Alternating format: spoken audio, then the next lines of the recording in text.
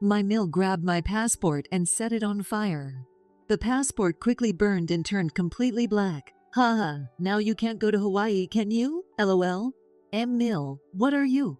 You're staying home, outsider. Tough luck, LOL.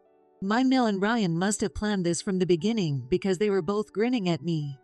I was absolutely stunned by their despicable behavior. Oh, I see.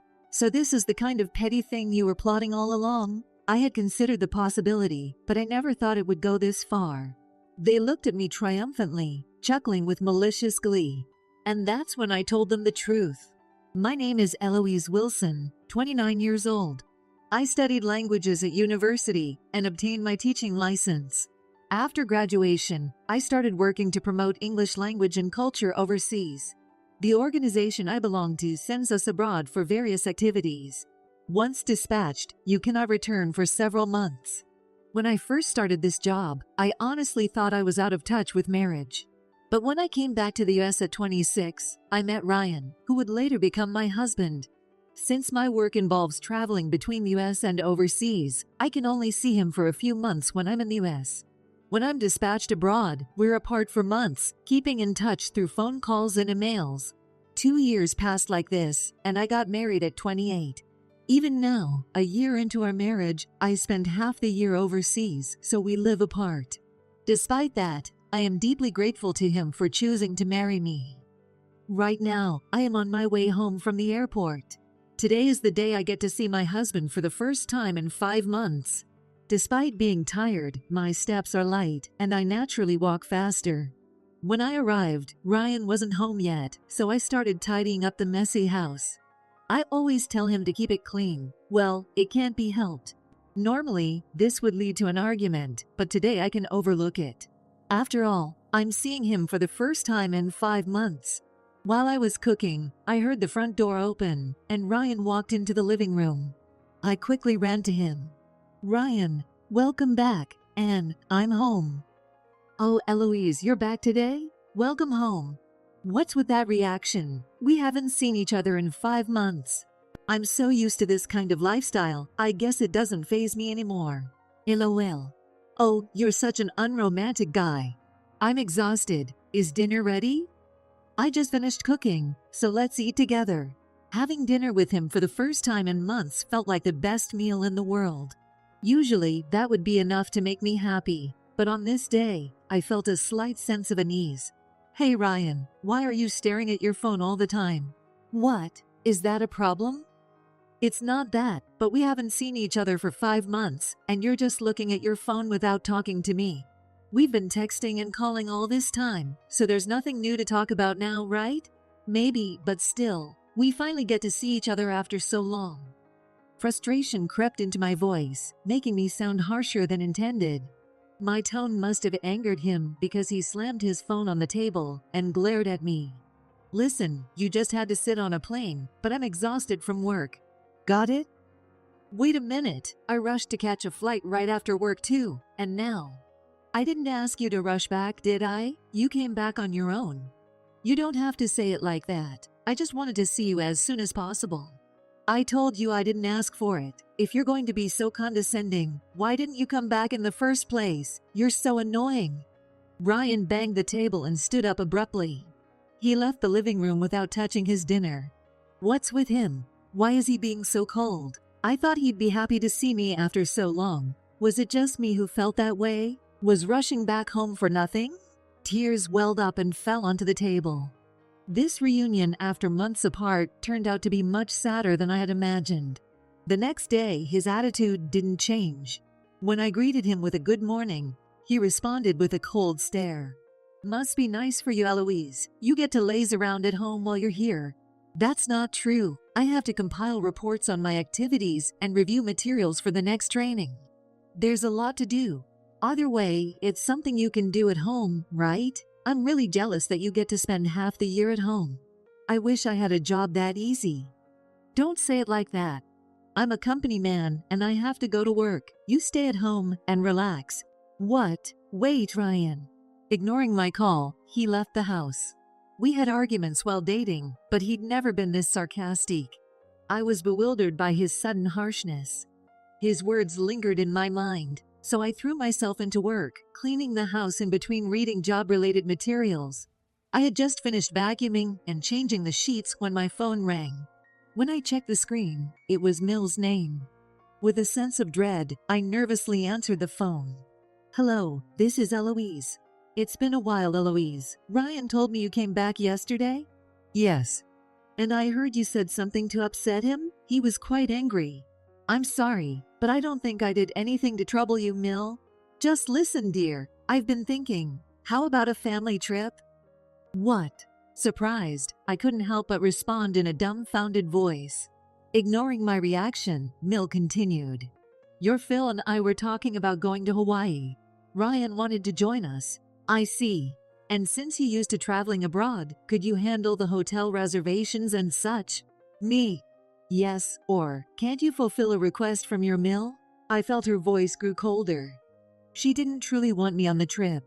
It was just more convenient to have me around because of my experience with traveling. I knew my Mill didn't like me.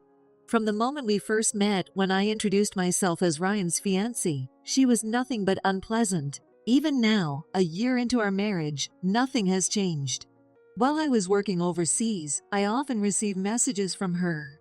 It's unacceptable for a wife to leave home for months at a time. If you can't take care of the house, he should marry someone else. Allowing him to marry a woman like you was a mistake. Considering how she usually spoke to me, I had a bad feeling when I saw her call. But I never imagined I'd be used for a family trip. Still, it might be better than being verbally abused as usual. Even though I knew I was being used, I was angry at myself for not being able to say no. A few hours later, when my husband returned from work, he was in a cheerful mood, unlike in the morning. He tossed his bag on the sofa and, with a big smile, called out to me. "Mom called you, right? I'll let you join us on the Hawaii trip, lol." "Yeah, I heard. But..." "What? You're not thinking of turning it down, are you? Mom went out of her way to invite you." "I know, but couldn't your parents just go as originally planned?" The look in his eyes changed as soon as I said that. He clicked his tongue loudly, and his demeanor turned intimidating. "Hey, you need to read the mood. The only time you're useful is when we go abroad. You don't have to say it like that. Just saying the fact. Anyway, you book all the flights and accommodations. Oh, and by the way, everything's in my name, okay?" "Wait, is Ryan covering all the travel expenses?" "What are you talking about? We're splitting it. Think of it as doing something nice for my parents. It's a small price to pay." "That's not fair." "If you've got time to laze around, hurry up and make the reservations. Man, you're so slow." Muttering under his breath, he grabbed a beer from the fridge and chugged it down. His suit and socks were strewn all over the place. I had a lot to say, but I didn't know what kind of backlash I'd get if I pushed back. Feeling pathetic, I complied with my husband and Mill's demands.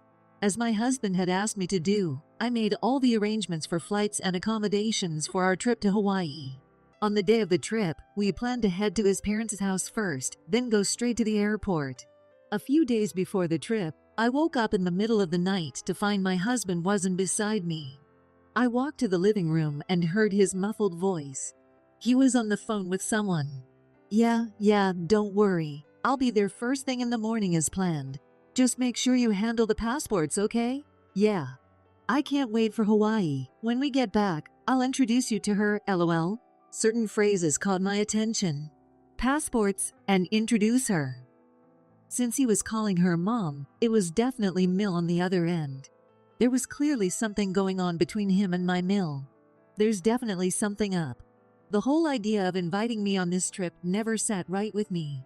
What's going to happen when we get to his parents' house? I don't know the details. But at this point, I had no choice but to find out. Until the day of the trip, I decided to stay on high alert. And then came the day of the Hawaii trip. I got into the car, carrying the suitcase and handbag Ryan had asked me to bring. I packed my husband's personal belongings in my handbag, and we head off to my in-laws' house. Finally, today, our trip to Hawaii begins. Whatever awaited me, I had to face it. With determination, I entered the house with my husband. We were greeted by none other than my Mill.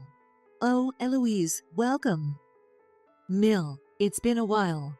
"Sorry, but father is out shopping for a few last-minute items for the trip. Just wait a bit longer, okay? All right. Oh, Eloise, could you bring the suitcase from the other room? It's heavy, so get Ryan to help you. Okay. I didn't miss that moment. Ryan and his meal exchanged a glance. Just in case, I had my passport in my pocket. Ryan nudged me to get the suitcase, so I brought it back to the living room. There, I saw Mill holding my passport with a smirk. She pinched it between her fingers, waving it gleefully. Haha, now you can't go to Hawaii, can you? LOL? What do you mean? I'm going to burn this passport now. I only used you to smooth out the travel arrangements. LOL. Mill, what are you? You're staying home, outsider. Too bad, LOL. Mill walked to the kitchen and set my passport on fire with a lighter. The passport burned quickly, turning completely black in the sink. Seeing it fully burned, Mill gleefully exclaimed, "We did it! Success!" Ryan jumped up, sharing her excitement. "Mom, we did it! Now it's just the three of us for the trip." "Indeed, and when we get back, you can introduce your new girlfriend, right?" "Yeah, it's all set. Being a fake couple with this useless woman is enough, LOL. Smart move, Ryan. You really know how to pick the right woman." Ryan pulled out a photo from his pocket and tossed it at me. The photo showed him with another woman, likely his affair partner. He looked down at me with a triumphant smile. "For appearances, I won't divorce you, LOL, but you're staying home. When we get back, I'll live with her, and you leave." Mill laughed loudly at his words. Get out, they chanted, looking like demons. In that moment, I realized there was no point in staying with them any longer. I smirked and said to them, "Mill, whose passport do you think that was?" "Huh, what are you talking about? I took it from your handbag, so it's obviously yours." "Too bad. My passport is right here." "What?" I pulled my passport from my pocket and waved it in front of them. Mill looked shocked and stammered, "That's not a passport. Passports are blue. That maroon one is fake." "No, it's a real passport. It's a special kind used for work, an official passport." "An official passport?" "You see, the passport I have isn't the typical blue one most people have. It's a maroon passport issued for those traveling abroad on government business. This type of passport is for members of Congress, public officials, and people like me who work internationally." Mill must have rummaged through my handbag and burned the only passport she found, without even checking to see if it was really mine. "So, whose passport did I burn then?" "The one in the handbag was Ryan's, so the passport you just burned wasn't mine, it was his." Mill turned pale and started shaking. Ryan, however, showed no mercy. "Mom, what did you do? I told you to make sure." "But there was only one passport in the handbag. Of course, I thought it was hers." "How should I know? This happened because you didn't check properly." "How is this my fault? If you'd told me about the maroon passport, this wouldn't have happened." "What did you say?" They began blaming each other. Watching this, I felt more disgusted than angry. "Hey, Eloise, do something." Ryan started yelling at me, but I snapped back. "Shut up. You think you can talk to me like that? You plan to burn my passport and keep me from going on the trip. And on top of that, you are cheating on me. Both you and your mother are the lowest of the low. Absolute scum." "What? You? Who do you think you're talking to?" "I'm talking to you too. Don't think you're getting away with this. I'll make sure you pay for this. I'll get alimony for your affair and compensation for all the abuse I've suffered. Get ready for it." At that moment, Phil returned from shopping and asked, "What's going on?" When I explained everything, Phil was furious. The trip was canceled. Mill was told she was getting a divorce, and Ryan was disowned by Phil, who shouted, "Never set foot in this house again." Afterwards, I consulted a lawyer and divorced Ryan. I also sued my ex-husband and Mill for damages. They were forced to pay a lump sum in compensation, and I even charged Ryan for all the cancellation fees for the Hawaii trip.